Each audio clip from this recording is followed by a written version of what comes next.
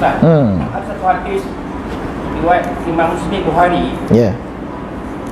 Ada orang sepanjang hidup dia membuat amalan syurga, serasta lagi nak masuk syurga, buat amalan ahli neraka, masuk neraka. Ada orang sepanjang hidup dia buat amalan ahli neraka, serasta lagi nak masuk neraka, buat amalan ahli syurga, masuk ke syurga. Ini ada satu kisah benar, Ustaz. Saya baca dalam salah satu buku, nama buku tu Al-Arad, karangan Maulana Hadis, Maulana Zakaria Al-Qadawi. Okay. Dia kata ada satu ulama besar di Iraq. Ulama ni banyak sekolah tahfiz, beribu-ribu murid dia, dan dia boleh membaca dan memahami 12 qiraat Al-Quran.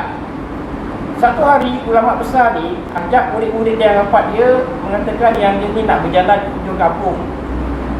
Jadi beberapa orang murid ikut samalah.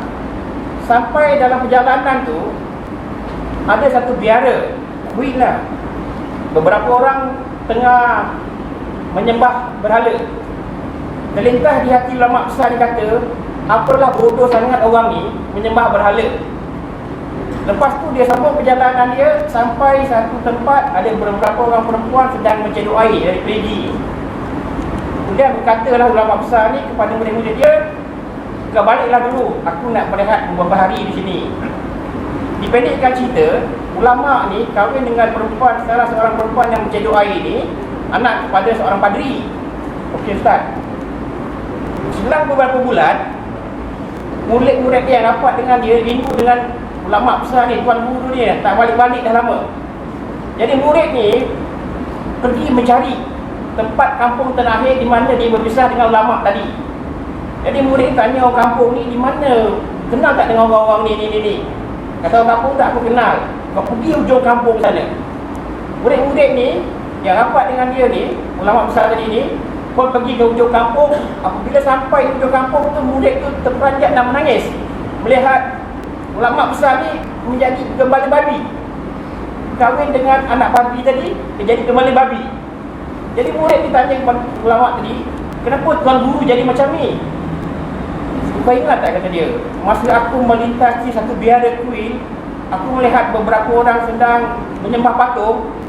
Terlintas dalam hati aku betapa bodohnya orang ni menyembah patung berhala. Pada masa tu seolah-olah iman aku keluar daripada diri aku, hilang, keluar, terbang. Dan inilah takdirku, kata dia. Jadi soalan saya, Ustaz, ulama yang besar macam gini pun Allah takdirkan dia penghujung hidup dia dalam keadaan yang tak elok. Apa hikmah pengajaran yang kita boleh ambil dari cerita benar ni, Ustaz? Ya, kisah tu disebut dalam kitab Al-Mustatraf, ya. Dalam kitab Mustatraf, Mustatrafat dan telah diterjemahkan oleh Syekh Daud Al-Fatani, ya, dalam kitab Jam'ul Fawaid. Kisah tu masyhur, ya. Dia adalah seorang guru yang masyhur di Baghdad. Anak murid dia Ash-Shibli yang kisahkan tu. Dan kisah tu ada sambungan tu, panjang kisah tu. Cerita tu masuk dalam Mimbabil Kibri, tentang takabur. Apa pengajaran yang kita dapat daripada kisah itu sebenarnya? Sama macam kata tadi, targhib wa tarhib. Targhib wa tarhib, menakutkan kita ini. Sampai sealim itu sekalipun, ilmu kita dah jadi ulama sebesar itu pun sekali, janganlah kita sangka Allah Ta'ala ni tak boleh bolak ke hati kita ni balik jadi sekupur-kupur orang. Sekupur-kupur orang. Kerana hati manusia tu baina usma'in, seolah-olah di antara dua jari Allah. Macam ni, terbalik anytime. Lepas tu digalakkan kita, diingatkan kita, jangan lupa membaca doa Rabbana la tuzigh qulubana ba'da idh hadaitana. Jangan kau palingkan hati kami lepas kau beri petunjuk. Ya, itu masuk dalam Mimbabil Kibri, bab kibri. Dia terlintas di hati ulama itu. Ulama tu, anak murid dia tu berpuluh ribu tu, beribu anak murid dia tu yang jadi muhaddisin dan sebagainya. Jadi bila dah jadi ulama besar ni, dia punya ujian pun lagi besar lah. Kalau kita terlintas, dia tak ada apa-apa pun. Tapi ulama ni dia lintas, dia rasa takabur, dia rasa dia pandang lekeh pada makhluk Allah. Maka Allah jadikan dia tu jatuh cinta pada anak Pedri. Bukan anak Pedri, anak raja tu, anak raja, raja Kristian, seorang amir, seorang pemerintah Kristian.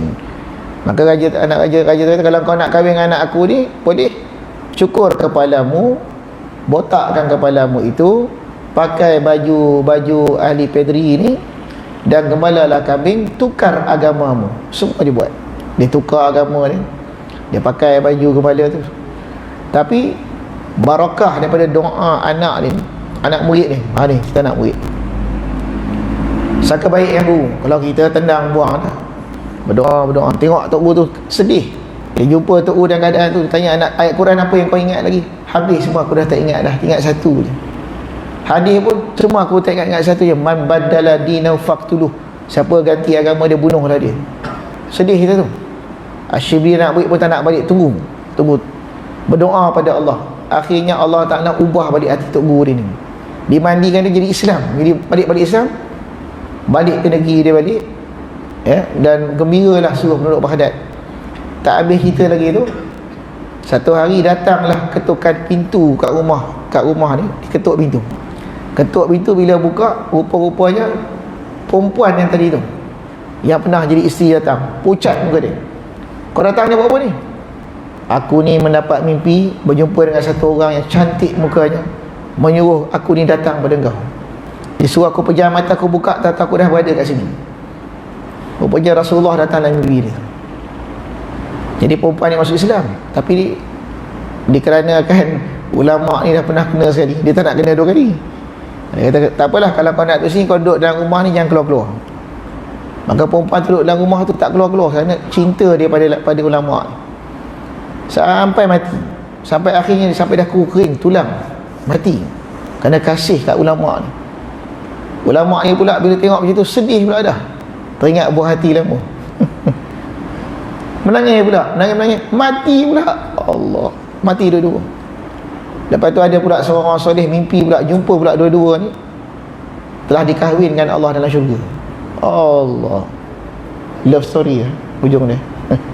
Tapi pengajaran dia tak ada, targhib wa tarhib, ya? Menggemar dan menakutkan satu orang tu.